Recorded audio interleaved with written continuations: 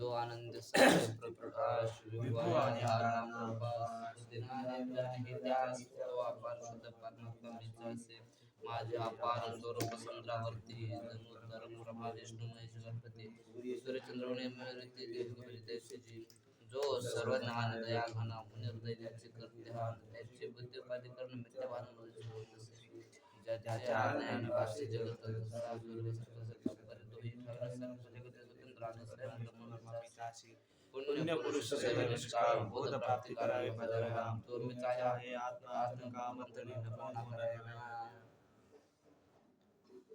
कालचं कुठं झालं होतं आपले कालचं कुठं वाचलं तिथून मागून असतो बाबा शिवाय पुरुष जागा झालेला असते म्हणतो की स्वप्नात मी असं ते थोडं अनुवाद करायचा काय करायचा स्वप्नात हास्यादिक पदार्थ पाहिले म्हणजे स्वप्नामध्ये त्याने हत्ती पाहिला आणि जागरूक स्वप्नामध्ये आला म्हणतो मी हत्ती पाहिला स्वप्नात पाहिला हत्ती मग पुढे लक्षात आणलं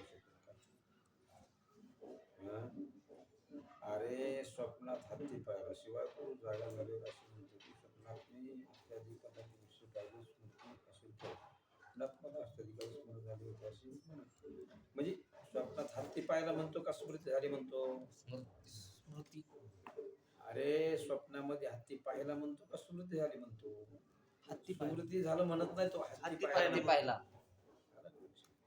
काय म्हणतो तो हत्ती पाहिला म्हणतो हत्ती पाहायला म्हणतो स्मृती नाही म्हणत ना काय होत नाही स्मृती नाही म्हणत हत्ती पाहिला अलग लक्षात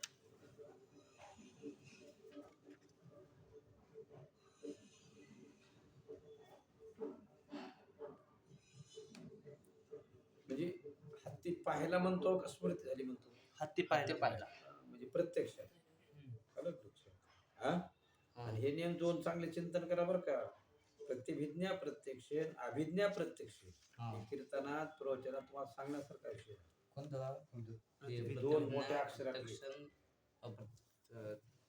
अलग लक्षात प्रतिभिज्ञा प्रत्यक्ष अभिज्ञा प्रत्यक्ष दोन नियम चांगले पक्के करा कधी सांगता येतात तो हा विठ्ठल बरोबा तो हा माधव बरोबर तो म्हणजे वैकुंठातला हा म्हणजे पंढरपूरचा कोणतं ज्ञान आहे प्रतिभिज्ञा प्रत्यक्ष ज्ञान अलग लक्ष आहे प्रतिभिज्ञा तो हा प्रतिभिज्ञा प्रत्यक्ष आणि अभिज्ञा प्रत्यक्ष अभिज्ञा प्रत्यक्ष म्हणजे काय वृत्तीशी पदार्थ संबंध होऊन अभिज्ञा प्रत्यक्ष काय असतंय संस्कारापासून इंद्रिय संबंधापासून ते चांगलं पाठ करा मस्त ते बरेच त्या अभंगात कुठं येते बरं का ते बरेच कीर्तनकारांच्या मुखात तुम्ही ऐकले कुठल्या अभंगावर कुठं येते ते अलग लक्षात दोन नियम लय महत्वाचे म्हणजे स्वप्नामध्ये स्मृती असते का प्रत्यक्षात पदार्थ पाहतो तो प्रत्यक्ष स्वप्नामध्ये स्मृती नसते ना नाही म्हणजे स्वप्नात स्मृती म्हणता येत नाही शिष्य म्हणतो मग ऐका शिष्य काय म्हणतो पुन्हा स्वप्नामध्ये स्मृती असं माझं म्हणणं नाही काय नाही स्वप्नात स्मृती असं म्हणणं नाही जन्मांतरीच्या संस्कारानुसार काय होतंय आहे ना त्याची प्रवृत्ती ती मला उदाहरण दिलं बालक स्तनपान करतो म्हणजे जन्मांतरीच्या संस्कारानं ना मग ती स्मृती म्हणता येईल मग बालक स्तनपान करतो म्हणजे काय म्हणता येईल स्मृती म्हणता येईल पण म्हणतो शिष्य श्रीगुरु म्हणता स्मृती म्हणता येणार का म्हणता येणार नाही आपल्या डोक्याचा छेद आपण कधी पाहतो का नाही म्हणजे स्वप्न हे स्मृती होत नाही आपल्या डोक्याचे तर आपण पाहिलं कधी नाही स्वप्न स्मृती म्हणता येत नाही झालं आता पुन्हा शिष्य शंका करतो काय करतो शंका आपल्या जर डोळ्यात आपला पुस्तकात शेत नाही पाहिलं पण दुसऱ्यात शेत पाहिलं ना काय म्हणतो शंका करतोय आपल्या मस्तकात शेत नाही पाहिला पण दुसऱ्याच्या पाहिला ना ते संस्कार झाले ना म्हणला काय म्हणला ते संस्कार झाले ते म्हणजे संस्कार झाले. मग दुसऱ्याचं मुंडकं उडवताना पाहिजे. दुसऱ्याचं मुंडकं जोडायला पाहिलं ना, ते संस्कार झाले ना. मग हा अलग लक्षात विषय हो.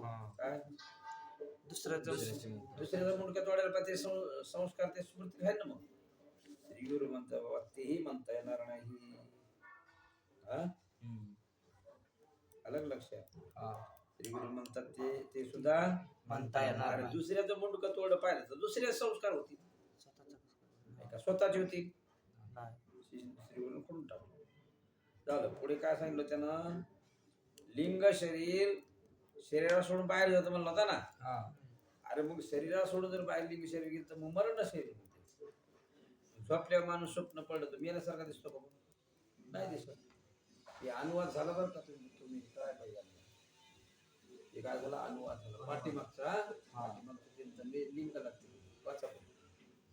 प्राण्याशिवाय अंतःकरण व इंद्रिय बाहेर जाऊन सत्य पदार्थ पाहतात म्हणून स्वप्न पदार्थ सत्य आहेत याविषयी शंका व समाधान. प्राणाशिवाय अंतःकरण इंद्रिय बाहेर जाऊन सत्य पदार्थ पाहतात म्हणून स्वप्न पदार्थ सत्य आहेत याविषयी शंका व समाधान.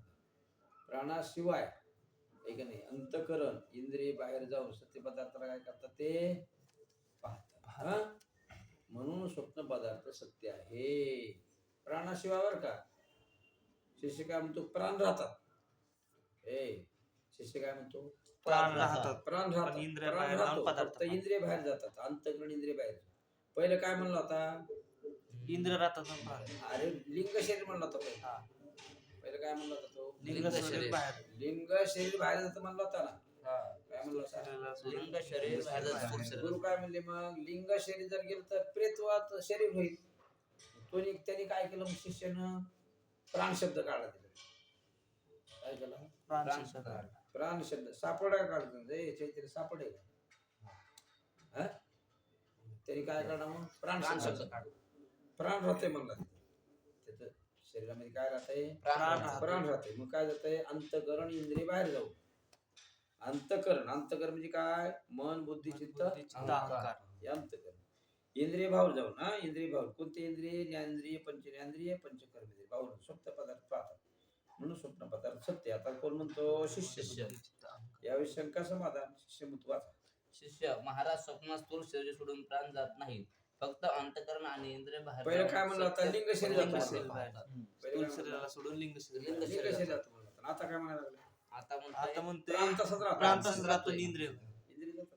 महाराज स्वप्नात स्थूल शरीर सोडून प्राण जात नाही. मग फक्त कारण शरीर म्हणले होते ना प्राण जर गेला लिंग शरीर गेलं तर प्राण गेला ना. प्राण गेला मग शरीर मृतवत होईल.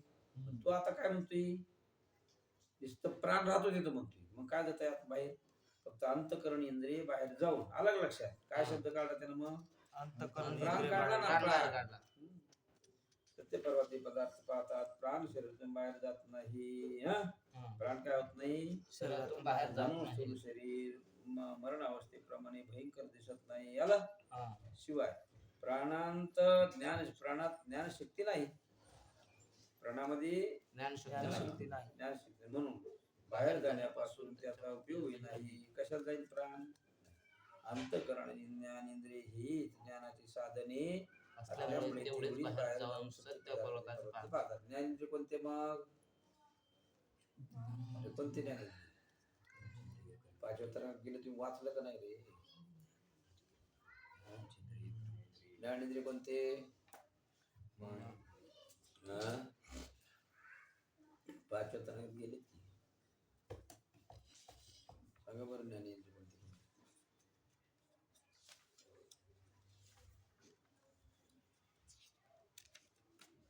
तुम्हाला काढून दाखवले तरी मी काल परवा दिवशी नव्हते काढले. अरे